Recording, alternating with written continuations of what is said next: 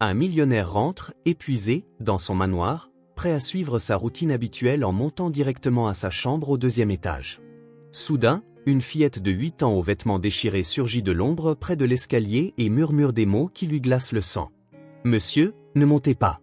Il vous attend en haut. » Avant qu'il ne puisse digérer le choc de trouver une enfant inconnue dans sa demeure supposément sécurisée, une détonation assourdissante retentit à l'étage.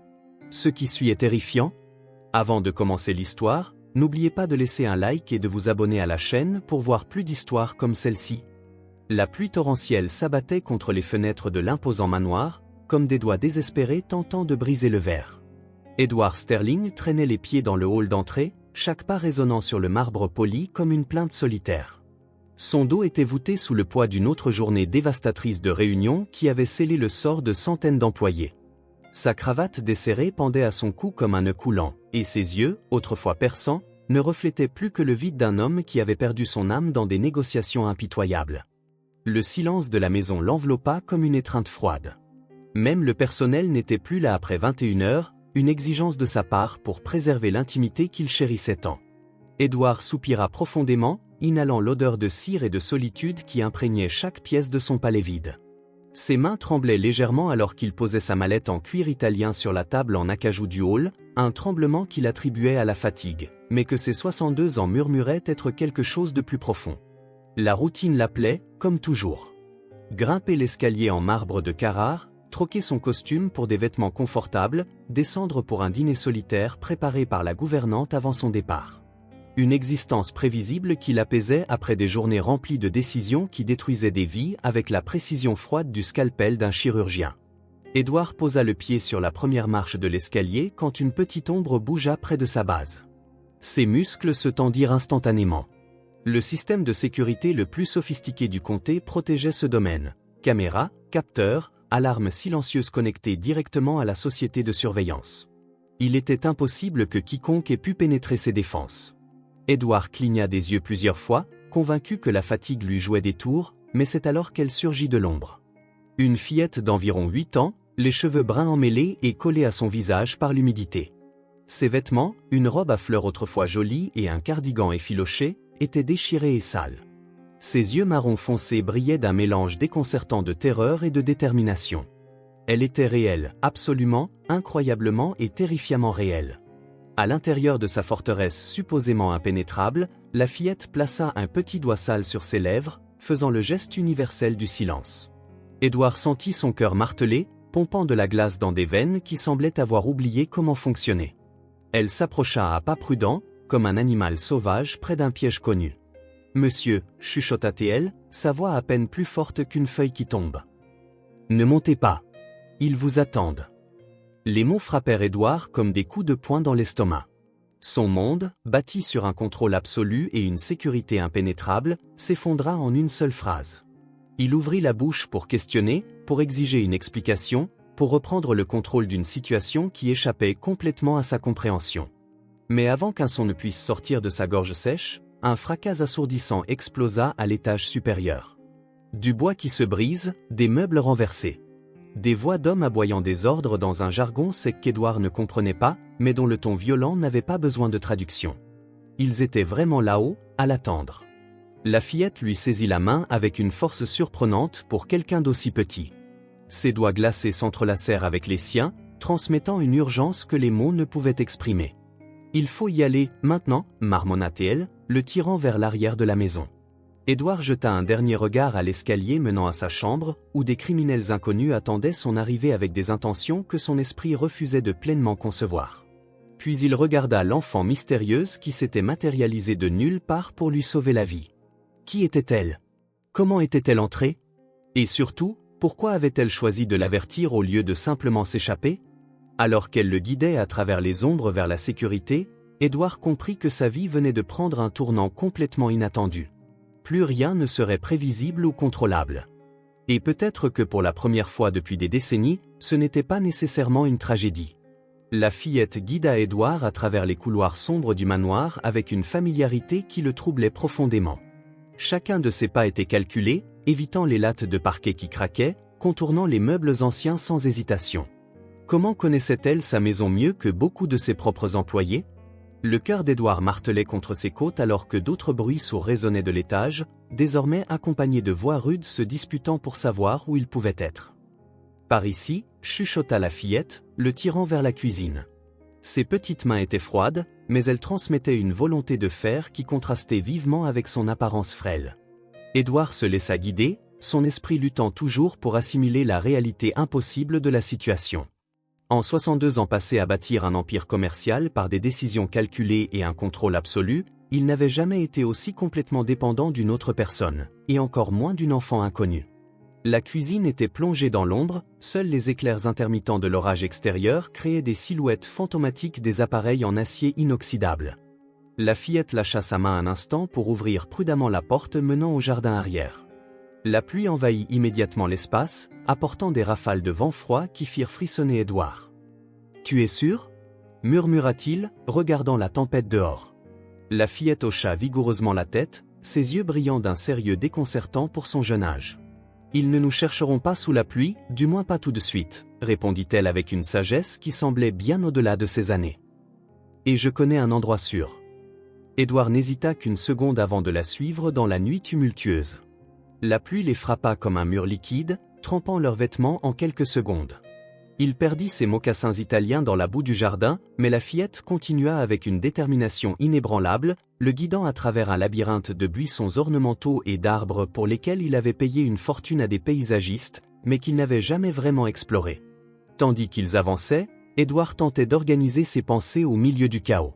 Qui étaient ces hommes dans sa maison? Comment avait-il déjoué son système de sécurité? Et surtout, qui était cet enfant extraordinaire qui était apparu au moment exact pour le sauver? Chaque question en engendrait 3 autres, créant une toile de mystère que son esprit analytique cherchait désespérément à démêler.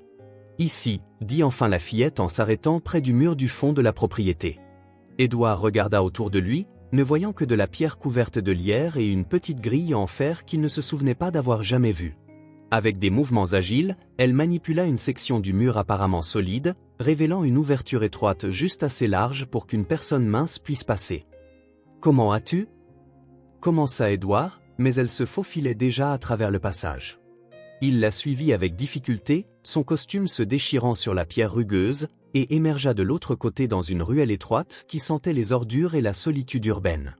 La fillette l'attendait patiemment, la pluie coulant sur son petit visage comme des larmes. « Maintenant, nous devons nous éloigner de la maison, » dit-elle simplement. « Ils vont se rendre compte que vous n'êtes pas monté, et ils vont commencer à chercher. » Édouard hocha la tête, essayant toujours de comprendre le tournant surréaliste que sa vie avait pris en moins de 15 minutes. 1 heure plus tôt, sa plus grande préoccupation était de choisir entre le saumon et l'agneau pour le dîner. Maintenant, il fuyait des criminels inconnus, guidés par une fillette mystérieuse à travers des rues désertes au milieu de la nuit.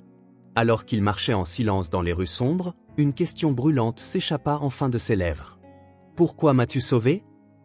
La fillette s'arrêta brusquement, se tournant pour lui faire face avec des yeux qui semblaient porter le poids d'expérience bien au-delà de son âge. « Parce que, dit-elle lentement, même les mauvaises personnes méritent une seconde chance. » Ces mots frappèrent Édouard comme un éclair, le laissant sans voix. Comment connaissait-elle ces décisions douteuses? Les vies qu'il avait détruites au nom du profit? Qui était exactement cet enfant? Et que savait-elle d'autre sur lui? La fillette guida Édouard à travers des rues désertes pendant près d'1 heure. Ses pieds nus naviguaient avec précision entre les flaques d'eau et les débris urbains. Il la suivait en silence, son esprit bouillonnant de questions qu'il n'osait pas verbaliser. Chaque pas l'éloignait davantage de sa zone de confort, le monde contrôlé des réunions d'entreprise et des décisions calculées, et le plongeait plus profondément dans un territoire inconnu où une fillette de 8 ans semblait avoir toutes les réponses. Finalement, elle s'arrêta devant un entrepôt abandonné du centre-ville. Les fenêtres étaient barricadées et des graffitis colorés couvraient les murs comme des cicatrices urbaines. Édouard hésita, son instinct de survie hurlant l'alarme. Mais la fillette gravissait déjà les marches de l'entrée avec l'assurance de quelqu'un qui connaissait chaque pierre du chemin. « C'est sur ici », dit-elle simplement, poussant une porte qui aurait dû être verrouillée mais qui s'ouvrit facilement. « Personne ne vient ici la nuit. » L'intérieur sentait le moisi et l'abandon, mais était étonnamment propre. Édouard remarqua de petits signes d'habitation, une couverture pliée dans un coin, quelques boîtes de conserve soigneusement empilées, un petit réchaud portable. Sa gorge se serra quand il réalisa que cet enfant avait transformé cet endroit désolé en son foyer. « Tu vis ici ?» demanda-t-il, sa voix chargée d'une émotion qu'il ne pouvait pas tout à fait identifier. La fillette hocha la tête nonchalamment, comme si vivre dans un bâtiment abandonné était la chose la plus naturelle du monde. « Depuis 4 mois. »« Depuis que ?» Elle hésita, se mordant la lèvre inférieure. « Depuis que mon père a perdu son travail et que ma mère est tombée malade. » Un nœud se forma dans l'estomac d'Édouard. « Et tes parents? Où sont-ils maintenant? » Papa essaie de trouver du travail dans d'autres villes. Maman est à l'hôpital du comté, mais ils ont dit qu'ils ne peuvent plus rien faire pour elle sans argent pour les médicaments coûteux. Ces mots sortirent sans apitoiement, seulement avec la résignation sombre de quelqu'un qui avait appris trop tôt que le monde pouvait être cruel. Les mains d'Édouard tremblaient alors qu'il absorbait cette information. Combien de familles avait-il déchirées avec ces licenciements massifs? Combien d'enfants comme celle-ci avaient été jetés à la rue à cause de ces décisions commerciales impitoyables? La culpabilité l'envahit comme une vague froide, le faisant s'asseoir lourdement sur une vieille caisse. « Comment savais-tu pour les hommes chez moi ?» réussit-il enfin à demander. La fillette s'accroupit à côté de lui, ses yeux brillant dans la pénombre qui filtrait à travers les fenêtres barricadées. « Je les ai vus hier après-midi. Ils surveillaient votre maison, prenaient des notes, parlaient d'horaires. Ils avaient l'air dangereux. Et pourquoi as-tu décidé de m'avertir? Tu ne me connais même pas. » Un triste sourire traversa le petit visage de la fillette. « Je sais qui vous êtes, monsieur Edward Sterling. Mon père parlait de vous parfois. » Édouard se tendit, se préparant aux accusations et au ressentiment.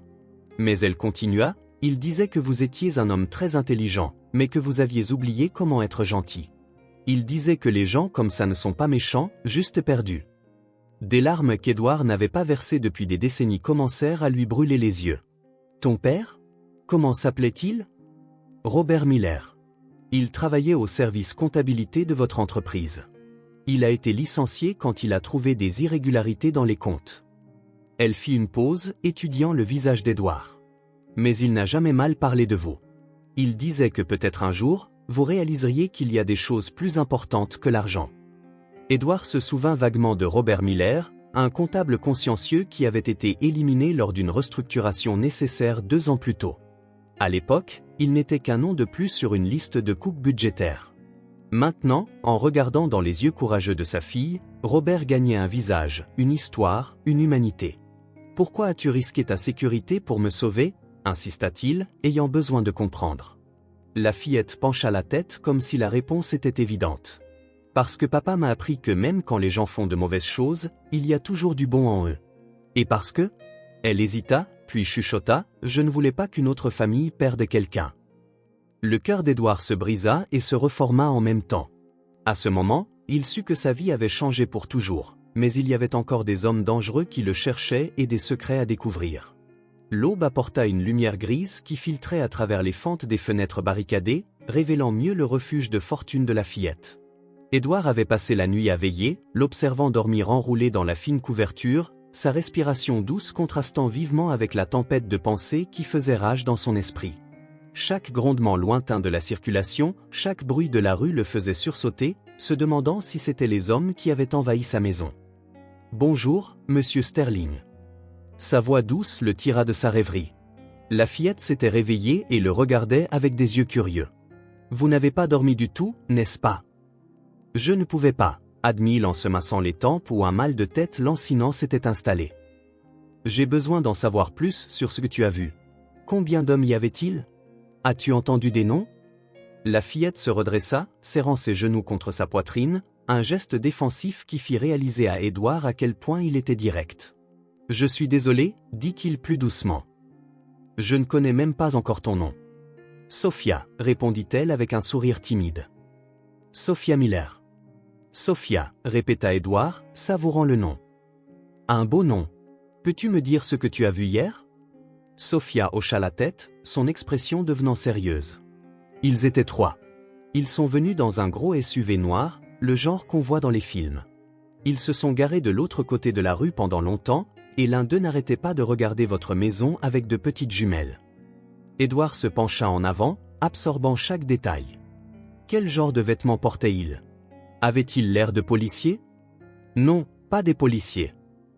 Sophia secoua la tête avec emphase. Il portait des vêtements sombres, mais pas d'uniforme. Et elle hésita, se mordant la lèvre.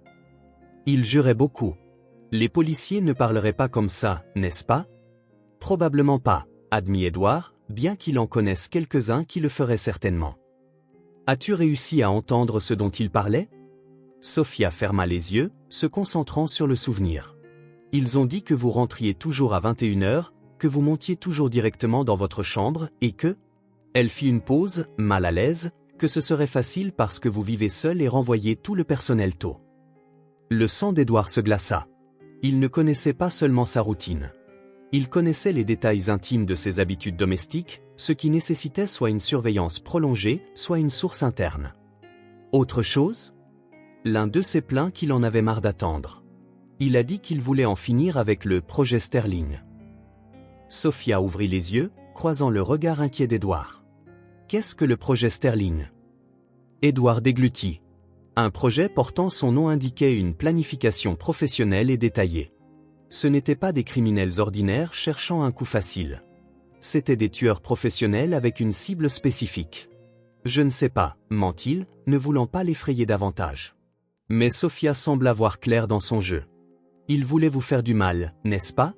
C'est pour ça que j'ai dû vous prévenir. Pourquoi n'as-tu pas simplement fui quand tu les as vus? Pourquoi risquer d'entrer dans ma maison? Sophia tripota l'ourlet déchiré de sa robe. Parce que je me suis souvenu de ce que papa disait toujours, que quand on voit quelqu'un en danger, il faut l'aider, même si cette personne vous a fait du mal avant. Je t'ai fait du mal. Édouard sentit son cœur se serrer. Vous avez renvoyé papa quand il a essayé de vous parler des chiffres erronés dans les comptes de l'entreprise. Maman a dit que c'est pour ça qu'on a perdu la maison et qu'elle est tombée malade d'inquiétude. Il n'y avait aucun ressentiment dans sa voix, seulement de la tristesse. Mais papa a dit, peut-être qu'il ne savait pas que ça nous arriverait. Édouard ferma les yeux, se rappelant vaguement la réunion où il avait approuvé le licenciement de Robert Miller. L'homme avait insisté pour parler d'irrégularités comptables, mais Édouard avait été trop occupé par une fusion majeure pour y prêter attention. Il avait simplement signé l'autorisation de licenciement que son vice-président avait posée sur son bureau. « Sophia, dit-il lentement. Ton père avait-il raison à propos des chiffres? Y avait-il vraiment quelque chose qui n'allait pas? » Elle hocha vigoureusement la tête. Papa a gardé toutes les feuilles de calcul. Il a dit qu'un jour la vérité devrait éclater. Édouard sentit une étincelle d'espoir et de terreur simultanément. Si Robert avait documenté des irrégularités, cela pourrait expliquer pourquoi quelqu'un voulait l'éliminer, non par vengeance, mais pour dissimuler un crime. Où sont ces documents maintenant? Cachés à la maison. Du moins, ils l'étaient. Sophia fit une pause, l'inquiétude assombrissant ses yeux. Monsieur Sterling, et s'il découvre pour papa? Et s'il s'en prenne à lui aussi? La question frappa Édouard comme un coup de poing. Il avait supposé qu'il était la seule cible, mais s'il y avait une conspiration plus large impliquant l'entreprise, toute la famille Miller pourrait être en danger. Et maintenant, Sophia était avec lui, une enfant innocente entraînée dans une situation mortelle. Édouard passa la matinée à faire les 100 pas dans l'espace confiné de leur cachette. Son cerveau d'homme d'affaires se mit enfin en marche après le choc initial. Il avait besoin d'informations, de ressources, d'un plan. Mais chaque stratégie qu'il formulait se heurtait à une réalité dévastatrice. Il ne savait pas à qui il pouvait faire confiance. S'il y avait une conspiration dans son entreprise assez importante pour justifier son assassinat, combien de ses propres dirigeants étaient impliqués? Sophia, appela-t-il, interrompant la fillette qui jouait tranquillement avec des bouts de papier colorés qu'elle avait trouvés. Je dois passer des appels, mais je ne peux pas utiliser mon portable. Il pourrait le suivre. Elle désigna une cabine téléphonique de l'autre côté de la rue, visible à travers une fente dans une fenêtre barricadée. Celle-là fonctionne encore. Je l'utilise parfois pour appeler l'hôpital et prendre des nouvelles de maman. Édouard hocha la tête, cherchant de la monnaie dans ses poches. Il ne trouva que des cartes de crédit et un billet de $100, les instruments d'un monde privilégié qui semblait désormais inutile. Sophia vit son embarras et sourit, sortant une poignée de pièces d'une poche secrète de sa robe déchirée. Vous pouvez utiliser celle-ci, offrit-elle généreusement. Sophia, c'est ton argent, tu en as besoin. Papa disait toujours, l'argent ne sert à quelque chose que lorsqu'il aide les autres, le coupa-t-elle avec la sagesse simple d'une enfant qui avait appris des leçons que les dirigeants millionnaires mettaient des décennies à comprendre. Édouard se dirigea vers la cabine téléphonique, les pièces pesant dans sa main comme de petits trésors. Son premier appel fut pour Marcus, son directeur financier depuis 15 ans et la personne en qui il avait le plus confiance dans l'entreprise. Le téléphone sonna plusieurs fois avant qu'une voix endormie ne réponde. « Marcus, c'est Édouard. J'ai besoin que tu me rejoignes d'urgence. »« Édouard ? Mec, il est 8 heures du matin un samedi. Et pourquoi appelles-tu d'un numéro étrange ? C'est compliqué. Peux-tu me retrouver au central dîner dans 1 heure ? » Et Marcus ne parle de cet appel à personne. Il y eut une pause suspecte. « D'accord, mais tu m'inquiètes. Il s'est passé quelque chose ? » Édouard hésita. L'inquiétude dans la voix de Marcus semblait sincère, mais après la nuit dernière, sa paranoïa était en alerte maximale. « Je t'expliquerai quand je te verrai. » De retour dans l'entrepôt abandonné, il trouva Sophia en train de ranger ses quelques affaires dans un petit sac à dos rose. « Où vas-tu ? » demanda-t-il, ressentant une pointe de panique inattendue. « Je viens avec vous, » répondit-elle simplement. « Ce n'est pas sûr pour nous d'être séparés maintenant. » Édouard commença à protester, mais réalisa qu'elle avait raison. S'il découvrait l'existence de Robert Miller et de sa famille, Sophia serait aussi une cible. De plus, en moins de 24 heures, cette fillette extraordinaire était devenue sa seule alliée de confiance dans un monde qui semblait soudain rempli d'ennemis. Le Central Dîner était un établissement modeste du centre-ville, le genre d'endroit où Édouard ne mettrait normalement jamais les pieds. Il choisit une banquette au fond, regardant Sophia commander un chocolat chaud au comptoir avec l'assurance de quelqu'un habitué à se débrouiller seul. Elle revint, portant 2 tasses. Elle lui avait commandé un café sans qu'il le lui demande. « Merci », murmura-t-il, touché par le geste. Marcus arriva à l'heure, mais quelque chose dans sa posture tendit Édouard. Son directeur financier avait l'air nerveux, ses yeux balayant le restaurant comme s'il cherchait quelqu'un.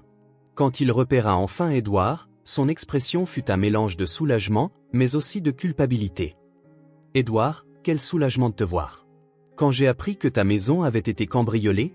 Tu as appris ?» Édouard se pencha en avant. « Comment ?»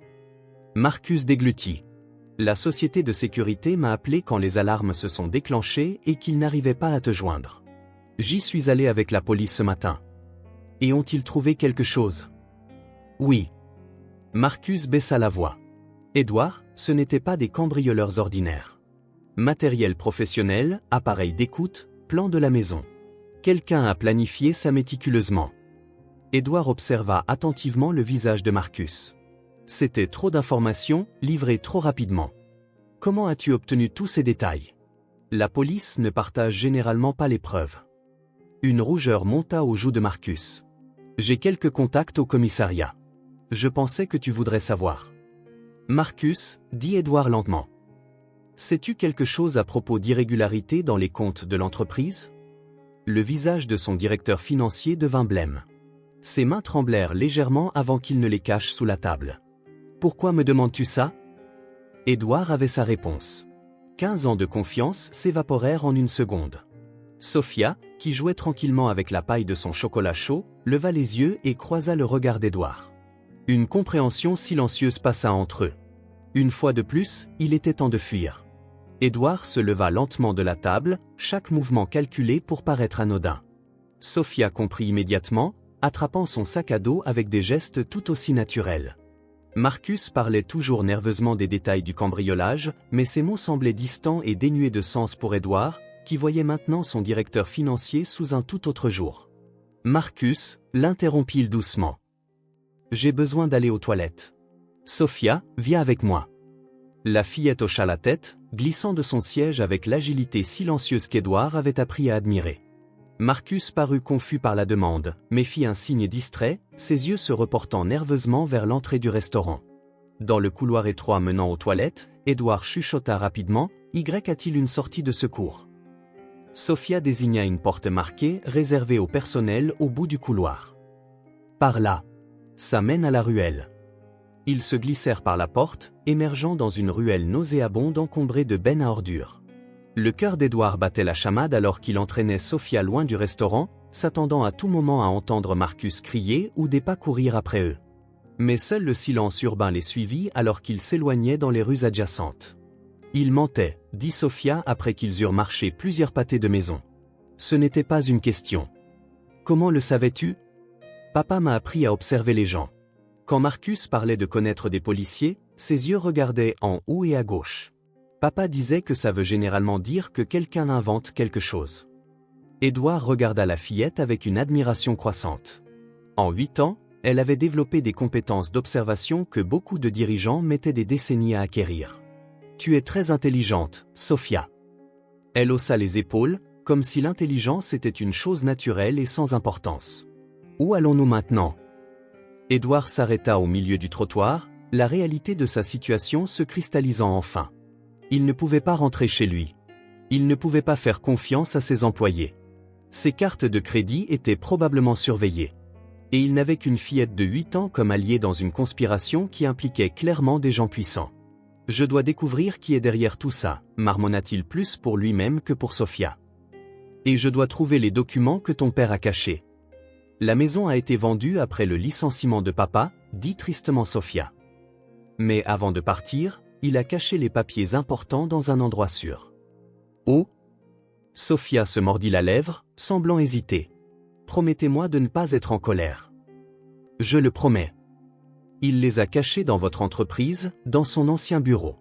Il disait que si quelqu'un voulait trouver des preuves contre l'entreprise, il ne chercherait jamais à l'intérieur de l'entreprise elle-même. Édouard cligna des yeux plusieurs fois, assimilant l'ironie. Robert Miller avait caché des documents potentiellement compromettants sur les lieux du crime. Mais comment? Le bureau a été vidé quand il est parti.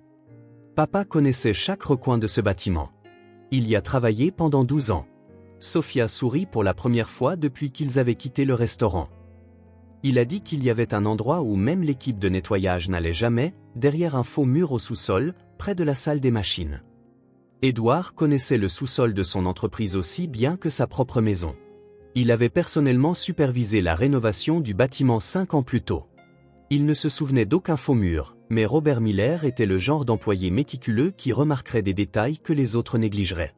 Sophia, entrer dans le bâtiment sera extrêmement dangereux. Si Marcus est dans le coup, il a probablement alerté tout le monde de notre conversation au restaurant. Alors, nous devons y aller quand personne ne s'y attend, répondit-elle logiquement. Comme la nuit dernière, quand personne n'imaginait que je serais dans votre maison. Édouard secoua la tête, s'émerveillant du courage inébranlable de la fillette. C'est trop risqué. Tu n'es qu'une enfant. Sophia le regarda avec des yeux qui semblaient beaucoup plus âgés que 8 ans. Monsieur Sterling, j'ai vécu dans la rue pendant 4 mois. J'ai survécu à des choses qui feraient pleurer des hommes adultes. Et en plus, elle lui prit la main avec une détermination de fer. Papa disait toujours que quand on trouve sa famille, on se bat pour elle, quoi qu'il arrive. Ta famille? Vous m'avez protégé toute la nuit. Vous avez partagé votre café avec moi. Vous m'avez traité comme si j'étais importante. Des larmes montèrent aux yeux bruns de Sophia. Je n'ai pas eu de vraie famille depuis longtemps. Je ne vais pas abandonner la nôtre maintenant. Édouard sentit quelque chose se briser et se reconstruire simultanément dans sa poitrine. Pour la première fois depuis des décennies, quelqu'un avait choisi de rester à ses côtés, non par argent ou par intérêt personnel, mais par une loyauté sincère. D'accord, dit-il enfin. Nous allons récupérer les documents de ton père, mais nous le ferons à ma manière, très prudemment. Sophia hocha vigoureusement la tête. K.O. Édouard leva les yeux vers le ciel couvert où le soleil peinait à percer les lourds nuages. Ce soir, quand ils penseront tous que nous nous cachons et que nous avons peur. La tour de verre et d'acier de Sterling Enterprises se dressait contre le ciel nocturne comme un monolithe sombre. Édouard observait le bâtiment qui avait été le centre de sa vie pendant 3 décennies, le voyant maintenant à travers les yeux d'un intrus. Les lumières de sécurité projetaient des ombres déformées sur la place, et les caméras de surveillance pivotaient selon leurs arcs prévisibles, des mouvements qu'Édouard connaissait par cœur pour les avoir observés pendant des années depuis sa fenêtre du 40e étage. Sophia restait accroupie à côté de lui derrière une benne à ordures, étudiant les schémas des gardes de nuit avec l'intensité d'un stratège militaire. Le garde de l'entrée ait fait un tour complet toutes les 20 minutes, chuchota-t-elle. Et il y a une fenêtre de 3 minutes où les caméras arrière ne couvrent pas l'entrée du sous-sol. Comment sais-tu tout ça? Demanda Édouard, impressionné une fois de plus par les capacités d'observation de la fillette. Papa m'a amené ici quelquefois quand maman travaillait tard à l'hôpital. Pendant qu'il finissait des rapports, je jouais à un jeu de comptage des schémas. Elle sourit tristement. Il disait que c'était important de toujours faire attention à ce qui se passe autour de soi. Édouard sentit une pointe de remords, imaginant Robert Miller travaillant des heures supplémentaires non payées tout en s'occupant de sa jeune fille, essayant désespérément de garder le travail qu'Édouard finirait par lui enlever pour des raisons qui semblaient maintenant futiles et injustes. C'est l'heure. Sophia lui toucha le bras. Le garde vient de commencer son tour. Ils se déplacèrent comme des ombres le long du côté du bâtiment, Sophia guidant Édouard à travers un labyrinthe d'unités de climatisation et de tuyaux qu'il n'avait jamais remarqué en toutes ces années d'entrée par la porte principale. L'entrée du sous-sol était cachée derrière une grille de ventilation que Sophia manipula avec la familiarité de quelqu'un qui y avait joué de nombreuses fois. Le sous-sol sentait l'huile de machine et le moisi, un monde souterrain qui existait complètement séparé des bureaux luxueux des étages supérieurs. Sophia navigua avec confiance dans les couloirs étroits, menant Édouard plus profondément dans les entrailles du bâtiment jusqu'à ce qu'il s'arrête devant un mur qui semblait tout à fait ordinaire. Ici, dit-elle simplement, en appuyant sur une section spécifique du plâtre. À l'étonnement d'Édouard, une partie du mur se déplaça, révélant un petit espace vide derrière. Comment ton père a-t-il trouvé ça? Il a aidé à la rénovation du bâtiment il y a des années. Il a dit qu'il avait trouvé cet espace par accident quand un tuyau a éclaté. Sophia plongea la main dans le trou et en sortit une épaisse enveloppe en plastique scellée contre l'humidité. Papa gardait toujours les choses importantes comme ça. Édouard prit l'enveloppe avec des mains tremblantes, sentant le poids des documents à l'intérieur. Mais avant qu'il ne puisse l'ouvrir, une voix familière résonna dans le couloir. « J'espérais vraiment que tu serais plus difficile à trouver, mon frère. » Édouard se retourna lentement, son sang se glaçant dans ses veines. Émergeant de l'ombre du couloir, flanqué de deux hommes en vêtements sombres, se tenait Richard Sterling, son frère cadet et le vice-président de l'entreprise. « Richard. » Édouard put à peine prononcer le nom. « Que fais-tu ici » Richard sourit, mais il n'y avait aucune chaleur dans son expression. « La même chose que toi, j'imagine. Je cherche des documents qui pourraient causer des problèmes inutiles à notre famille. » Sophia se cacha instinctivement derrière Édouard, mais ses yeux restèrent alertes, cherchant des issues possibles. Édouard passa un bras protecteur autour d'elle, son esprit luttant pour comprendre la présence de son frère dans cette situation impossible. « Tu ne devrais pas être ici, » continua Richard, sa voix empreinte d'une froideur qu'Édouard n'avait jamais entendue auparavant. « Tu aurais dû monter dans ta chambre hier soir, comme tu le fais toujours. Cela aurait été tellement plus simple pour tout le monde. » La vérité frappa Édouard comme un coup physique. « C'est toi. Tu es derrière les hommes dans ma maison. » « Derrière eux ?» Richard rit, un son sans joie. « Édouard, j'ai planifié chaque détail. Tes habitudes prévisibles, ta routine inflexible, ta certitude arrogante que tu étais en sécurité derrière toutes ces caméras et alarmes. » Il fit une pause, regardant Sophia avec curiosité. « Bien que j'admette que je n'avais pas prévu ta petite sauveuse ici. » Édouard serra Sophia plus fort, la sentant trembler contre lui. « Non pas de peur, réalisa-t-il, mais de colère. »« Pourquoi, Richard ? Pourquoi ferais-tu ça ? » ?»« Parce que tu as tout gâché. » Le masque froid de Richard glissa enfin, révélant des années de ressentiment accumulé. Toujours le fils parfait, toujours l'héritier choisi, récoltant toujours tout le crédit pour le succès de l'entreprise. « Mais c'est moi qui faisais le sale boulot, Édouard. C'est moi qui ai créé les combines qui nous ont rendus riches. Et quand des employés comme Robert Miller ont commencé à poser des questions, vous avez tué mon père. » Sophia émergea de derrière Édouard, sa petite voix remplie d'une fureur qui fit même légèrement tressaillir les hommes armés. Richard la regarda avec une surprise sincère. « Tuer ? Qui a parlé de tuer ?» Il rit de nouveau. « Sot enfant. Ton père est bien vivant.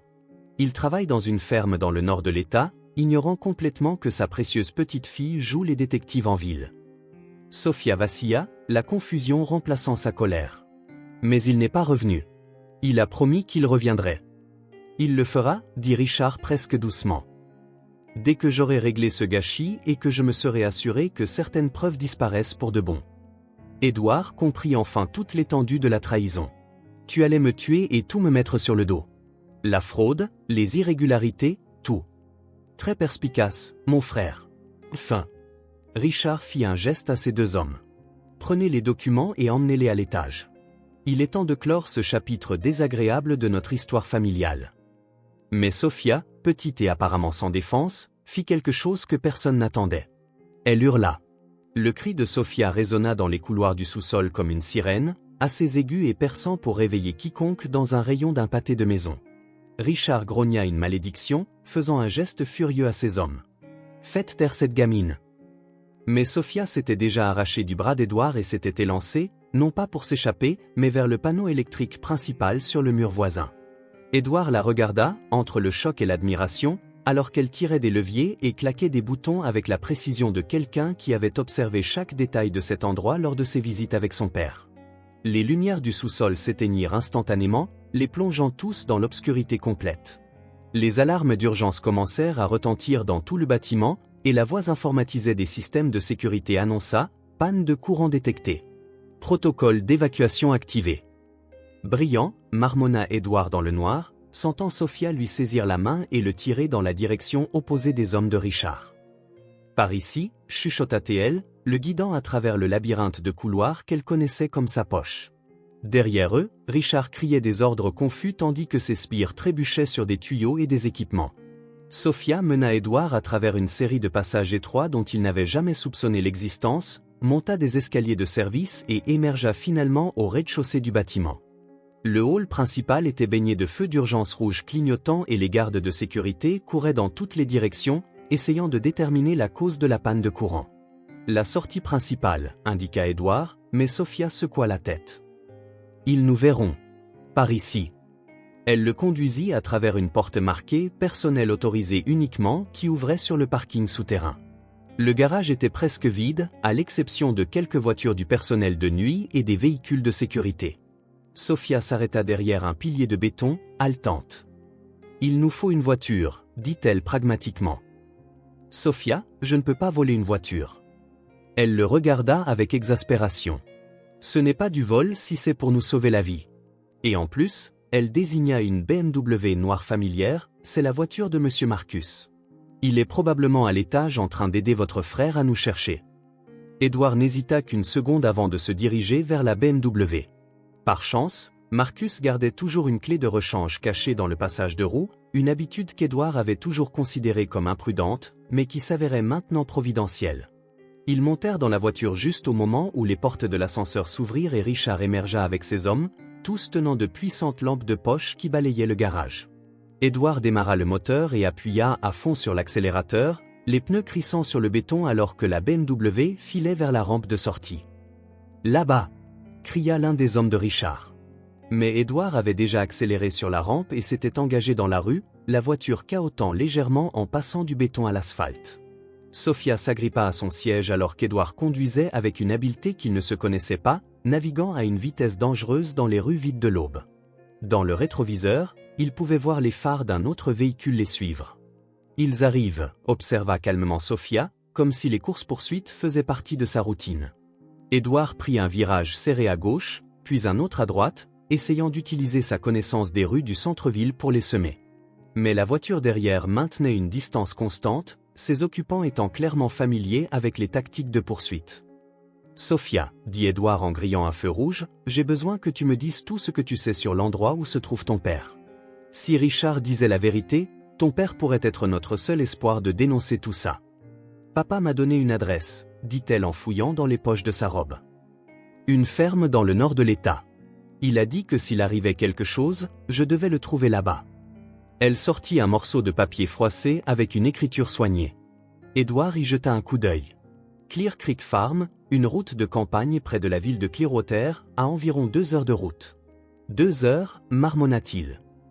Il faut d'abord semer ces types.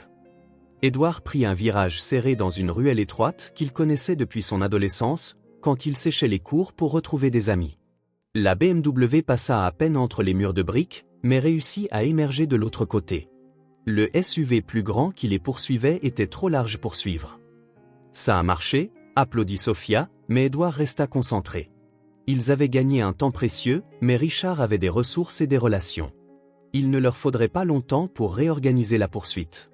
Sophia, dit-il alors qu'il se dirigeait vers l'autoroute menant hors de la ville. Tu m'as sauvé la vie 2 fois en 2 jours.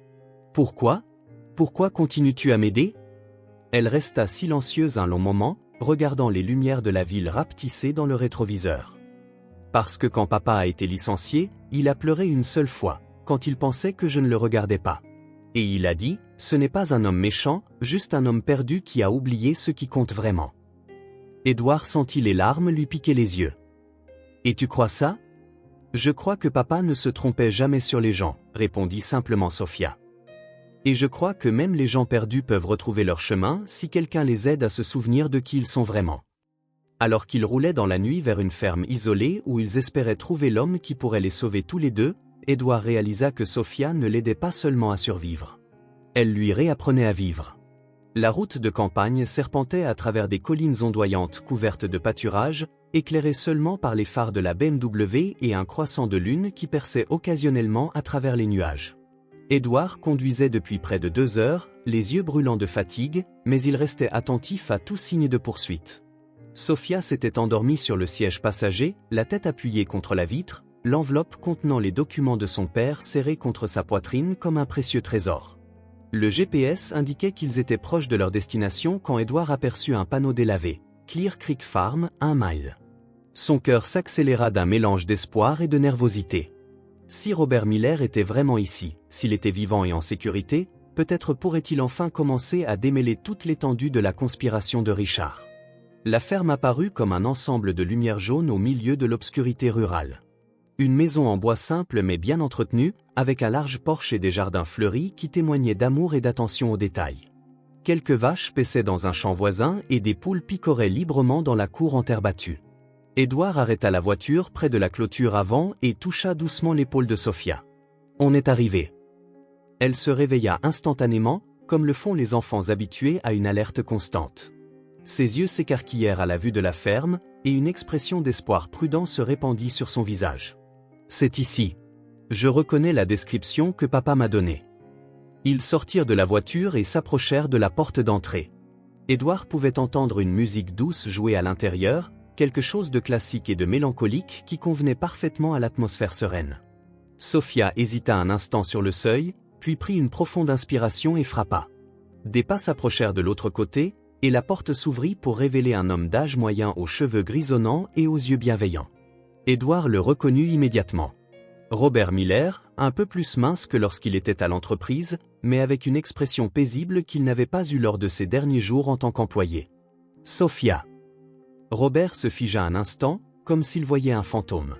Puis ses yeux se remplirent de larmes et il la serra dans ses bras dans une étreinte désespérée. « Ma fille, ma petite fille, comment m'as-tu trouvé ? » « Papa !» Sophia sanglota contre sa poitrine, ses mots sortant en halètements brisés. « Je te croyais mort.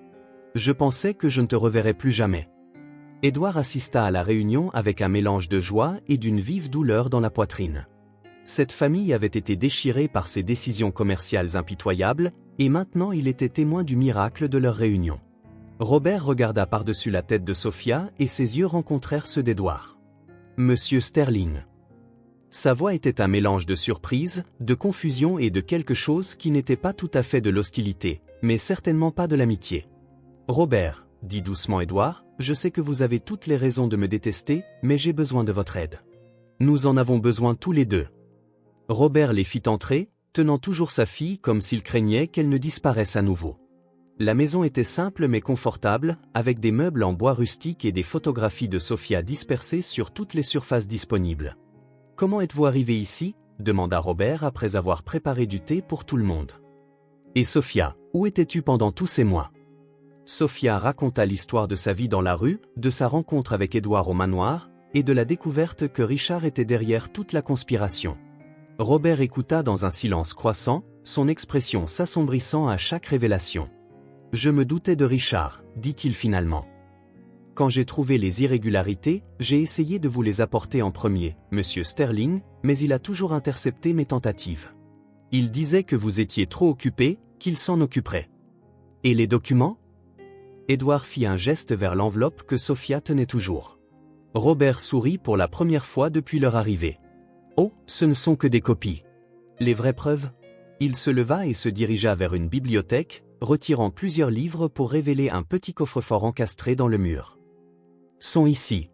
Des années de transactions frauduleuses, de comptes fantômes, de contrats falsifiés, tous avec la signature de Richard. Édouard feuilleta les documents avec une horreur et une admiration croissante pour la méticulosité de Robert.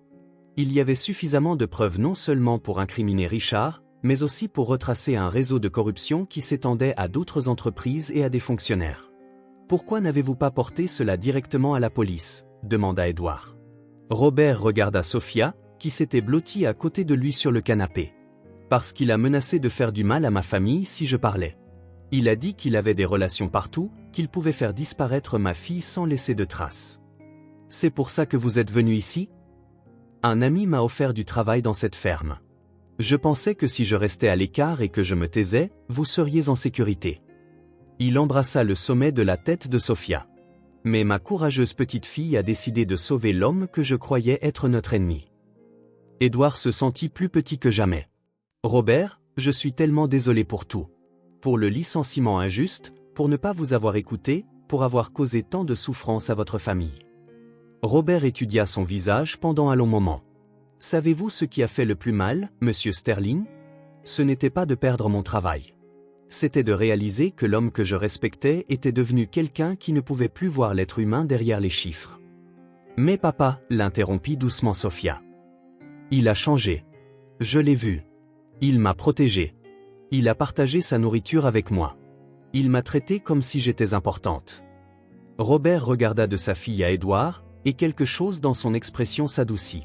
« Alors peut-être qu'il y a de l'espoir pour nous tous. » Le moment fut brisé par le son lointain de moteurs s'approchant sur la route de campagne. Richard les avait trouvés.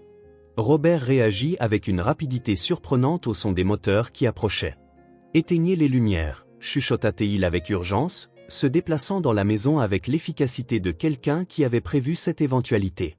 « Sophia, prends les documents.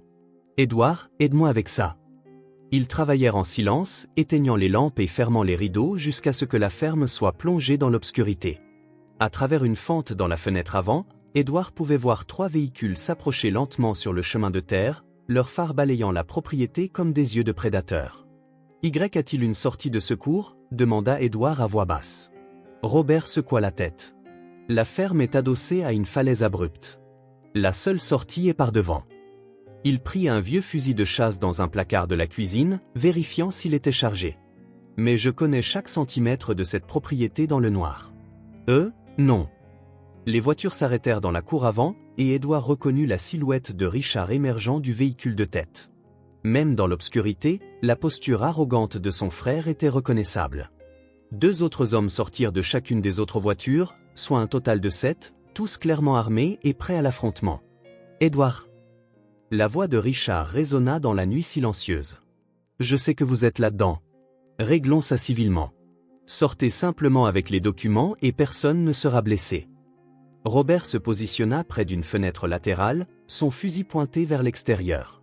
Édouard s'émerveilla de la transformation du comptable timide et méticuleux en féroce protecteur de sa famille. « Il y a une cave à légumes, » chuchota Robert. « Elle mène à un tunnel qui sort près de la grange. » C'était une partie du chemin de fer clandestin utilisé pour cacher les esclaves en fuite. « Nous ne te laissons pas seul, » dit fermement Sophia, s'agrippant à la main de son père. « Ma courageuse fille, » sourit Robert dans l'obscurité. « Cette fois, tu dois laisser papa s'occuper de toi. Mettez monsieur Sterling et les documents en sécurité.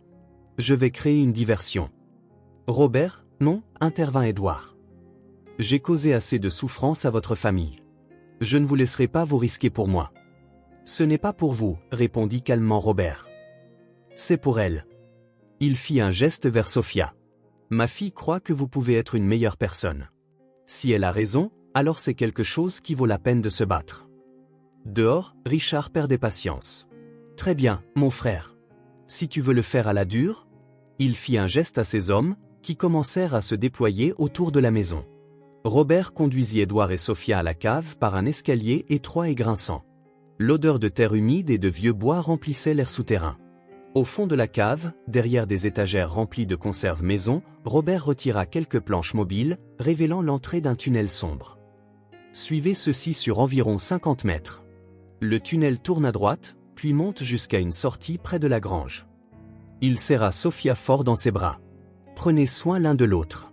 « Papa, viens avec nous, » plaida Sophia, les larmes coulant sur ses joues. Quelqu'un doit vous faire gagner du temps pour atteindre la grange, et quelqu'un doit faire payer votre frère pour ce qu'il a fait. Robert regarda directement Édouard. Protégez ma fille. Promettez-le-moi.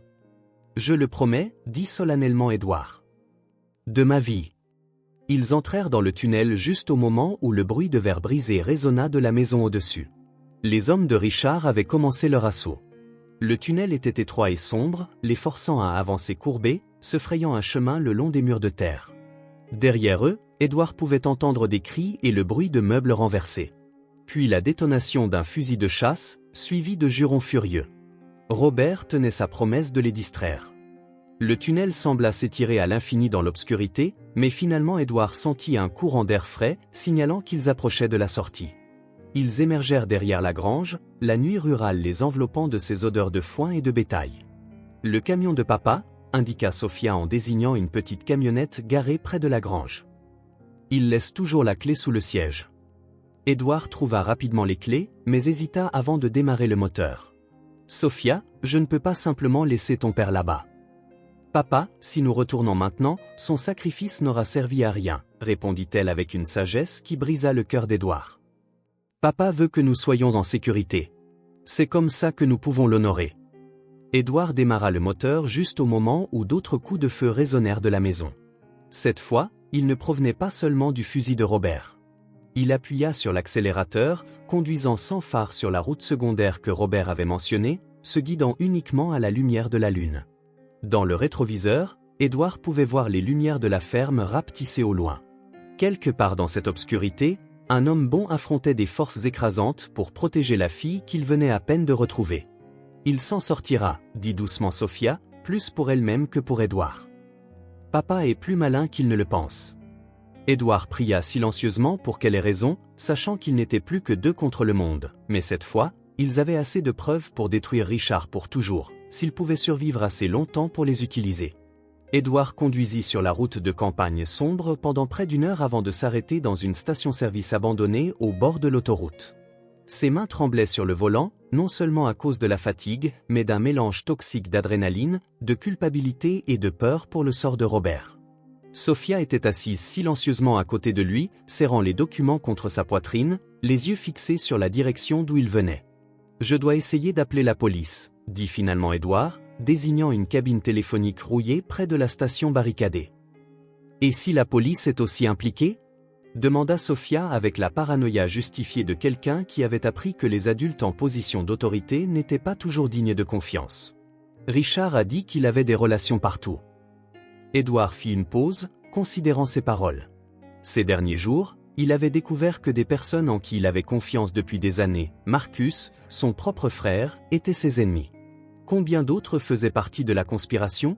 Alors, que suggères-tu ?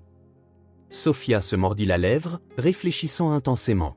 La journaliste, celle qui vous posait toujours les questions difficiles en conférence de presse. Comment s'appelait-elle ? Carla Vance, se souvint Édouard. D'Investigative TV. Papa disait toujours qu'elle était l'une des seules journalistes honnêtes de la ville, qu'on ne pouvait ni l'acheter ni l'intimider. Sophia regarda Édouard avec détermination. Si elle voyait ses preuves ? Édouard hocha lentement la tête. Carla Vance avait la réputation d'être incorruptible, connue pour avoir dénoncé des scandales d'entreprise, quelle que soit la puissance des acteurs. Si quelqu'un pouvait rendre publiques les preuves contre Richard, c'était bien elle.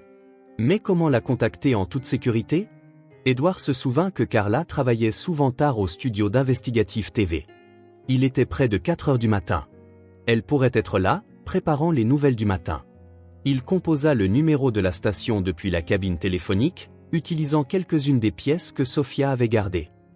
Investigative TV, standard de nuit. Une voix endormie répondit. « Je dois parler à Carla Vance. C'est une urgence. » Elle est là, mais elle ne prend pas d'appel d'inconnu. Qui est à l'appareil ? Édouard hésita. Donner son vrai nom pourrait alerter les mauvaises personnes de sa position. Dites-lui que c'est à propos des irrégularités comptables chez Sterling Enterprises. Elle voudra prendre l'appel. Quelques minutes plus tard, la voix familière et tranchante de Carla retentit. Qui est-ce ? Et comment connaissez-vous une enquête que je mène ? Carla, c'est Edward Sterling. Je sais que cela peut paraître incroyable, mais j'ai besoin de votre aide. J'ai la preuve d'une conspiration qui va bien au-delà de ce que vous imaginez. Il y eut une longue pause. Edward Sterling est recherché par la police pour fraude d'entreprise, si c'est vraiment vous. Exactement. Et ces accusations ont été fabriquées par mon frère Richard pour couvrir ses propres crimes. Edward prit une profonde inspiration. Carla, vous me connaissez depuis des années. Vous n'aimez peut-être pas mes méthodes commerciales, mais vous savez que je ne suis pas un criminel. Autre pause. Où êtes-vous? Edward regarda autour de la station-service abandonnée. En lieu sûr, mais pas pour longtemps. Richard a des ressources et des relations. Si vous voulez l'histoire du siècle, vous devez venir à moi. Carla lui donna une adresse, un restaurant ouvert 24h24 au centre-ville qu'elle connaissait bien. Dans 1 heure. Venez seul. Je ne peux pas venir seul. J'ai une enfant avec moi. Un témoin crucial. Une enfant? La voix de Carla se fit plus vive. La fille de Robert Miller, un ancien employé qui a découvert la fraude. Elle m'a sauvé d'une tentative d'assassinat. Edward entendit Carla prendre une inspiration brusque à l'autre bout du fil. D'accord. Dans 1 heure. Et Edward, si c'est un piège, j'ai des gens armés en soutien. Ils retournèrent vers la ville par des routes secondaires, Edward vérifiant constamment le rétroviseur pour d'éventuels poursuivants.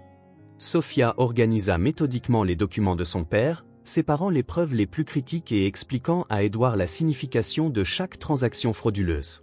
Papa a passé des mois à documenter tout ça, dit-elle avec fierté.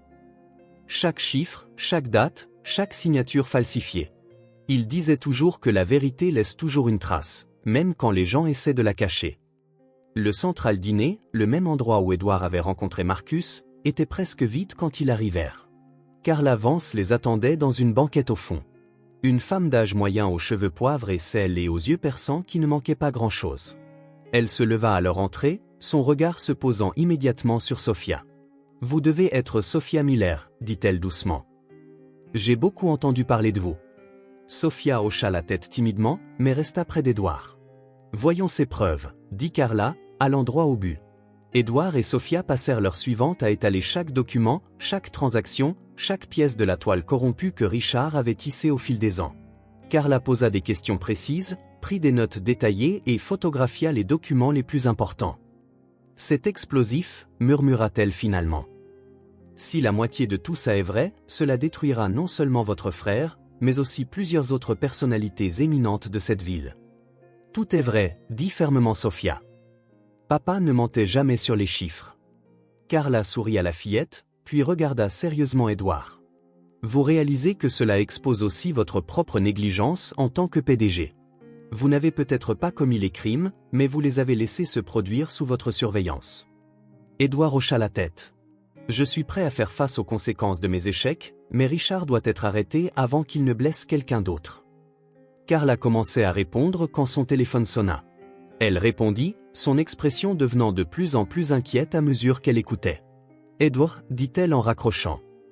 Nous avons un problème. La police vient de trouver le corps de Robert Miller à la ferme. » Sophia laissa échapper un cri étranglé, comme si elle avait reçu un coup de poing dans le ventre. « Mais l'histoire officielle, continua rapidement Carla, c'est qu'il a été tué par vous lors d'une tentative d'enlèvement. » Sophia s'effondra sur la banquette, son petit visage tordu par un chagrin qu'aucun enfant ne devrait jamais avoir à supporter. Edward la prit dans ses bras, la sentant trembler contre sa poitrine alors que des larmes silencieuses coulaient sur ses joues. Son propre cœur se brisa en réalisant que la courageuse fillette qui lui avait sauvé la vie était maintenant orpheline à cause de ses propres choix commerciaux passés. « Je suis tellement désolé, Sophia, murmura-t-il, ses propres larmes se mêlant à ses cheveux emmêlés. Ton père est mort à cause de moi. Je ne me le pardonnerai jamais. » Non. Sophia releva la tête, ses yeux rougis brillant d'une résolution de fer qui stupéfia à la fois Edward et Carla. « Papa n'est pas mort à cause de vous. Il est mort parce qu'il a choisi de protéger la vérité. Et maintenant, nous devons honorer ce choix. » Carla observa l'interaction avec une expression à la fois émue et professionnelle. « Sophia a raison, mais vous êtes tous les deux en danger de mort. La police a reçu l'ordre de tirer à vue si Edward résiste à son arrestation. » Edward sentit son estomac se nouer. Richard a vraiment pensé à tout, n'est-ce pas? Apparemment. Mais il y a une chose sur laquelle il n'a pas compté. Carla sourit sinistrement. C'est que j'enquête sur des irrégularités dans votre entreprise depuis des mois.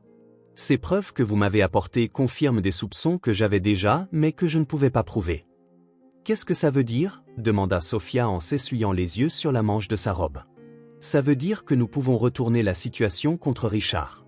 Mais ce sera dangereux, et cela exigera que vous me fassiez entièrement confiance. Édouard étudia le visage de la journaliste. Carla Vance avait été son adversaire intellectuel pendant des années, posant toujours les questions difficiles, poussant toujours à la transparence. Mais son intégrité était inébranlable. Si quelqu'un pouvait les aider, c'était elle. Qu'avez-vous en tête ? Une confrontation en direct à l'antenne. Richard pense qu'il contrôle le récit. Mais si nous pouvons le mettre dans une situation où il doit répondre aux preuves publiquement, avec des caméras diffusant à toute la ville. Il n'acceptera jamais, l'interrompit Édouard. Il le fera s'il pense qu'il va me manipuler pour diffuser sa version des faits. Je vais l'appeler, lui dire que je veux une interview exclusive sur les crimes odieux que son frère a commis. Il ne pourra pas résister à l'occasion de cimenter publiquement sa victoire. Sophia se redressa sur la banquette. Et quand il arrivera au studio, nous serons là avec les preuves. Exactement. Mais Sophia, tu devras être courageuse une fois de plus. Tu devras dire à tout le monde à la télévision ce que tu as vu, ce que ton père a découvert. Ce sera difficile. Papa disait toujours, la vérité doit être dite, même quand ça fait mal. Sophia agrippa la main d'Édouard. Je suis prête. Édouard regarda la fillette extraordinaire qui était devenue sa fille en tout sauf le nom.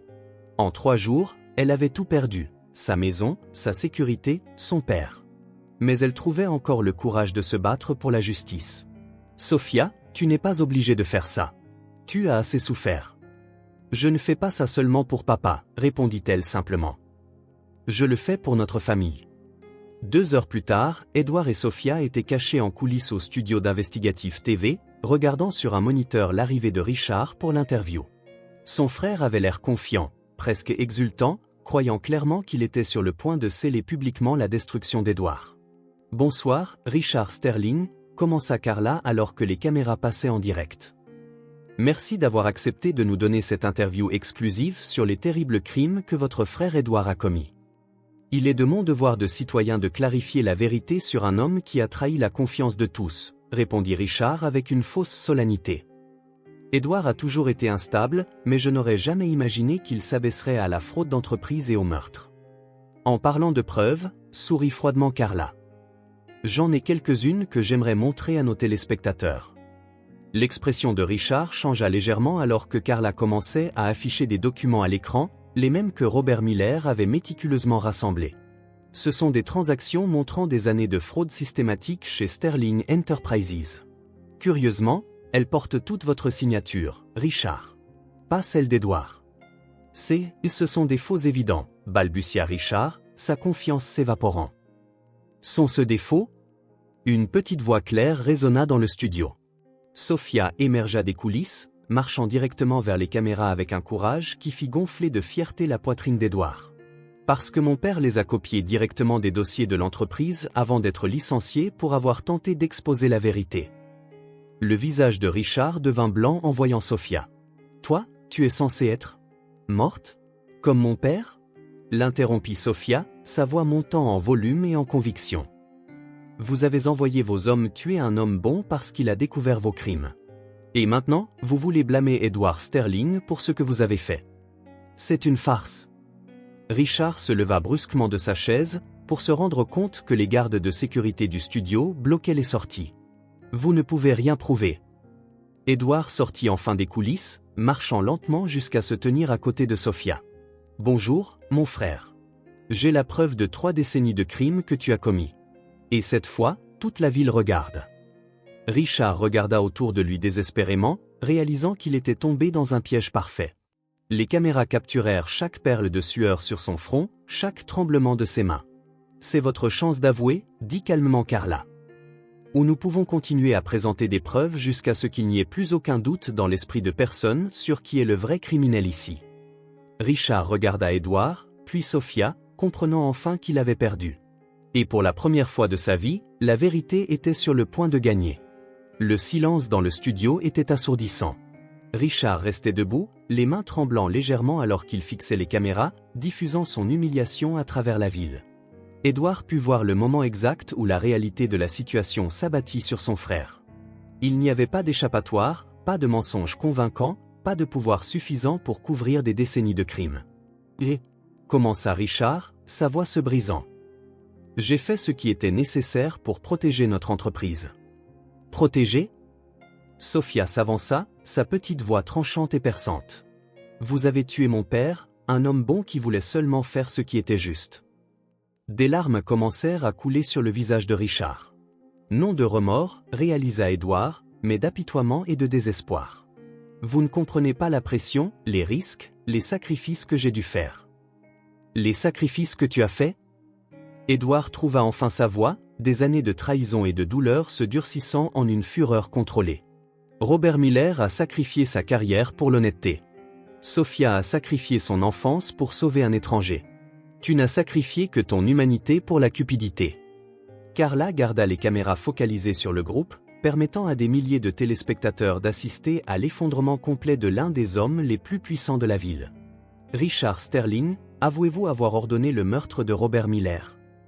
Richard regarda autour du studio comme un animal acculé.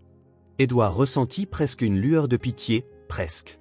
Mais ensuite, il se souvint de Sophia dormant dans un entrepôt abandonné, de Robert risquant tout pour protéger sa fille, et de toutes les familles qui avaient souffert à cause des combines de son frère. Je n'avais pas le choix, marmonna finalement Richard. Robert n'acceptait pas d'argent pour se taire. Il menaçait de tout exposer si nous n'arrêtions pas la fraude. Alors vous l'avez fait tuer pour protéger vos crimes, insista Carla. Oui. L'aveu sortit comme un murmure d'effet. Mais Édouard savait. Il a toujours su que je prenais des raccourcis, que je trouvais des moyens créatifs pour augmenter les profits. Édouard secoua lentement la tête. Je me doutais que tu étais agressif dans tes affaires, Richard. Je n'ai jamais imaginé que tu étais un criminel. C'est la différence que tu n'as jamais pu comprendre. À ce moment, des policiers entrèrent dans le studio. Pas les flics locaux à la solde de Richard, mais des agents fédéraux que Carla avait contactés en préparant l'interview. Richard ne résista pas alors qu'il lui mettait les menottes, son arrogance finalement remplacée par une résignation absolue. Édouard Sterling lui adressa l'agent principal.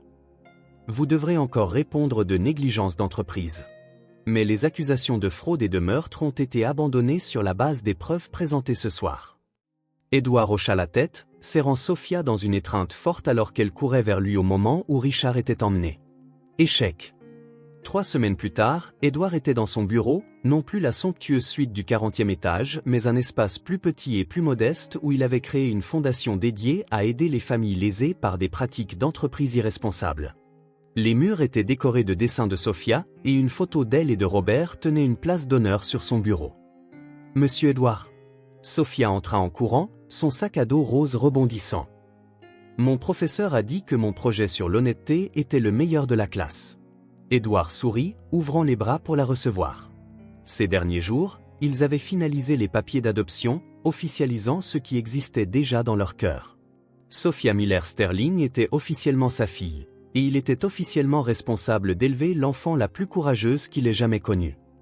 Je suis si fier de toi, dit-il en lui embrassant le sommet de la tête. Ton père serait fier aussi. Sophia se blottit dans ses bras, mais Édouard remarqua qu'elle ne pleurait plus quand il mentionnait Robert. La douleur était toujours là, elle le serait toujours, mais elle avait été tempérée par une profonde compréhension que l'amour de son père vivait à travers tout ce qu'elle avait appris de lui.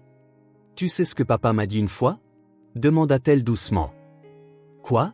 Que les personnes les plus importantes dans nos vies ne sont pas celles qui nous font nous sentir en sécurité, mais celles qui nous donnent envie d'être courageux. Elle leva les yeux vers Édouard. Tu m'as donné envie d'être courageuse, et papa t'a donné envie d'être bon. M'a appris que la famille, ce n'est pas seulement une question de sang.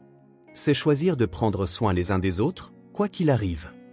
Ils restèrent assis en silence un moment, regardant par la fenêtre les enfants jouer dans le parc de l'autre côté de la rue. Édouard avait perdu un empire commercial, mais il avait gagné quelque chose d'infiniment plus précieux, une vraie famille et la chance d'être l'homme que Robert Miller avait toujours cru qu'il pouvait être. « Je peux te demander quelque chose ?» dit finalement Sophia. « N'importe quoi. Est-ce que le grand manoir te manque ?» Édouard regarda son simple bureau, puis sa fille extraordinaire qui avait choisi de l'aimer malgré tout. Je n'ai jamais vraiment eu de foyer avant maintenant, répondit-il honnêtement. Et il n'en avait vraiment jamais eu. 1 an s'était écoulé depuis la nuit orageuse qui avait changé 2 vies pour toujours. Édouard se tenait dans le jardin de sa nouvelle maison, une demeure chaleureuse dans un quartier familial, à des années-lumière du manoir froid et isolé qu'il avait habité pendant des décennies. Le son des rires d'enfants emplissait l'air alors que Sophia jouait avec des amis, un spectacle qui lui réchauffait le cœur d'une manière que les profits d'entreprise n'avaient jamais pu le faire. « Papa Édouard !» Sophia courut vers lui, ses cheveux volant au vent, portant un bouquet de fleurs sauvages qu'elle avait cueillies. C'est pour la tombe de Papa Robert. Chaque samedi, il visitait le cimetière où Robert Miller avait été inhumé avec les honneurs dus à un héros. Édouard avait insisté pour un magnifique mémorial qui décrivait Robert comme un homme d'une intégrité inébranlable qui avait donné sa vie pour la vérité. Sophia apportait toujours des fleurs fraîches et racontait à son père sa semaine. En se dirigeant vers la voiture, Édouard réfléchit aux changements extraordinaires que l'année écoulée avait apportés.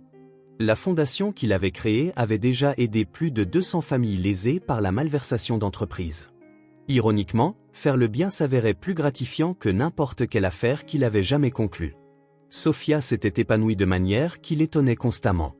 Son intelligence naturelle, combinée à la stabilité d'un foyer aimant et d'une éducation appropriée, avait fait d'elle une élève brillante et une enfant confiante. Mais elle n'avait jamais perdu l'extraordinaire compassion qui l'avait poussée à sauver un étranger cette première nuit. « Tu sais, » dit Sophia alors qu'Édouard conduisait vers le cimetière, « mon professeur nous a demandé d'écrire sur nos héros pour une rédaction. »« Et sur qui vas-tu écrire ?» Sophia sourit, balançant ses jambes depuis la banquette arrière. « Sur Papa Robert, bien sûr, mais aussi sur toi. » Édouard sentit une boule se former dans sa gorge. « Je ne suis pas un héros, Sophia. J'ai fait trop d'erreurs. C'est ce qui fait de toi un vrai héros, répondit-elle avec la sagesse simple qui le laissait toujours sans voix. Les vrais héros sont des gens qui font de mauvaises choses mais qui travaillent ensuite très dur pour les réparer. Au cimetière, ils s'agenouillèrent devant la pierre tombale de Robert. Sophia arrangea soigneusement les fleurs tout en bavardant sur ses notes, ses nouveaux amis, et comment Édouard lui apprenait à faire du vélo. Édouard se tenait en silence respectueux, offrant ses propres prières silencieuses de gratitude à l'homme qui avait tout sacrifié. Papa Robert, conclut Sophia sa conversation hebdomadaire. Merci de m'avoir appris que les bonnes personnes existent même quand le monde semble effrayant. Et merci de m'avoir donné le courage de sauver Papa Édouard cette nuit-là sous la pluie. Sur le chemin du retour, Édouard pensa à l'extraordinaire enchaînement d'événements qui avait amené une enfant courageuse dans le couloir de son manoir à ce moment précis. Si elle avait eu 5 minutes de retard, si elle avait choisi de ne pas s'impliquer, si elle s'était enfuie au lieu de l'avertir, tant de « et si » qui auraient pu aboutir à une tragédie au lieu d'une rédemption. « Sophia, » dit-il alors qu'ils entraient dans l'allée. « Je peux te dire un secret ? » ?»« Bien sûr. » « Cette première nuit, quand tu m'as averti de ne pas monter les escaliers, sais-tu ce qui m'a le plus impressionné ? » ?»« Quoi ? » ?»« Ce n'était pas seulement ton courage. C'était le fait que toi, une parfaite inconnue qui avait toutes les raisons de me détester, tu m'as regardé et tu n'as pas vu un monstre. Tu as vu quelqu'un qui avait besoin d'être sauvé. » Sophia pencha la tête, réfléchissant à cela. Peut-être que je savais juste au fond de moi que tu avais autant besoin d'une famille que moi. Cette nuit-là, après que Sophia se soit couchée, Édouard s'assit dans son fauteuil préféré, non pas un meuble italien coûteux, mais un fauteuil à bascule confortable qu'il avait trouvé dans une friperie, et réfléchit au voyage extraordinaire que sa vie avait pris. Il avait perdu un frère à cause de la cupidité et de la trahison.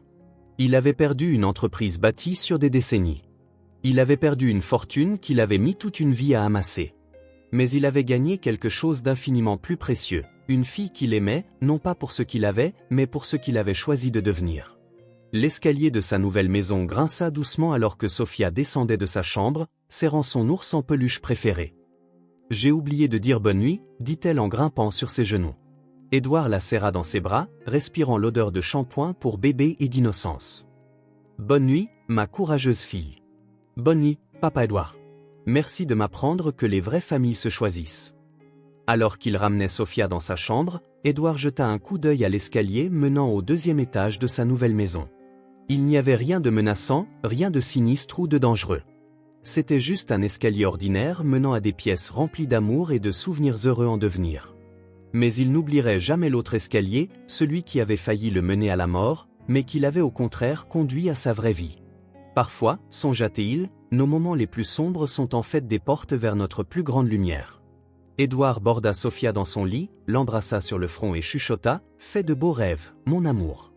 Et pour la première fois depuis des décennies, Edward Sterling s'endormit, sachant avec une certitude absolue qu'il était vraiment aimé, vraiment chez lui, et vraiment béni. La courageuse fillette dans l'ombre ne lui avait pas seulement sauvé la vie, elle avait sauvé son âme.